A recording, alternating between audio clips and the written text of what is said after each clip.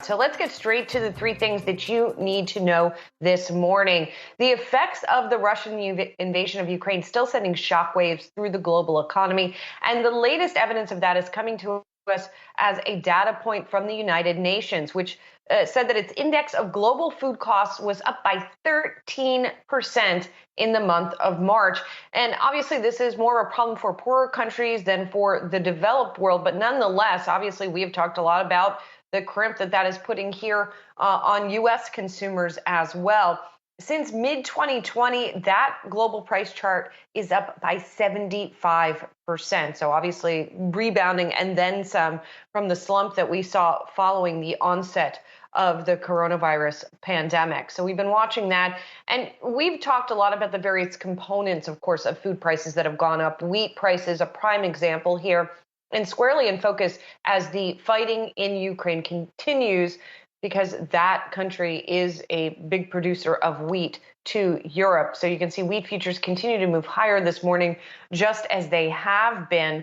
By the way, that surge that we saw overall in food prices last month was the seventh straight quarterly gain as well, if you look at it overall for the quarter. What does this mean for the global economy? What does it mean also for the Russian economy, by the way? The Russian central bank cutting its interest rates. And Brian Sazi, it really puts things in perspective here in the U.S. when we look at our rising interest rates. The fact that the Russian central bank cut its rate to 17% from 20%. And it seems as though, again, as we talked about yesterday, the fact that it is still able to sell its oil and gas around the globe is a factor, perhaps, showing its comfort here that it can cut these rates.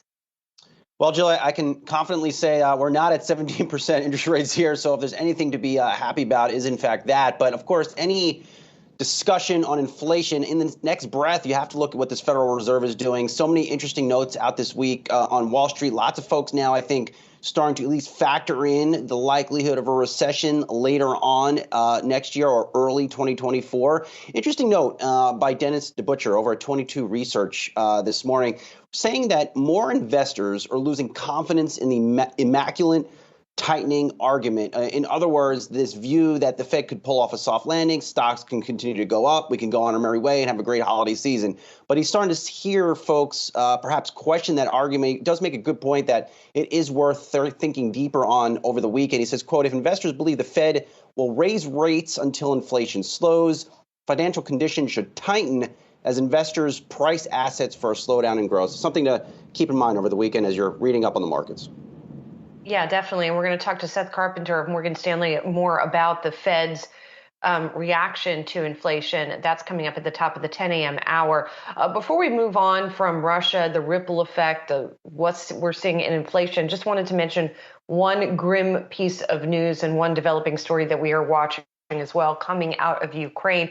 In eastern Ukraine, in a city there was a train full of people that was trying to evacuate. It was hit by a Russian missile strike.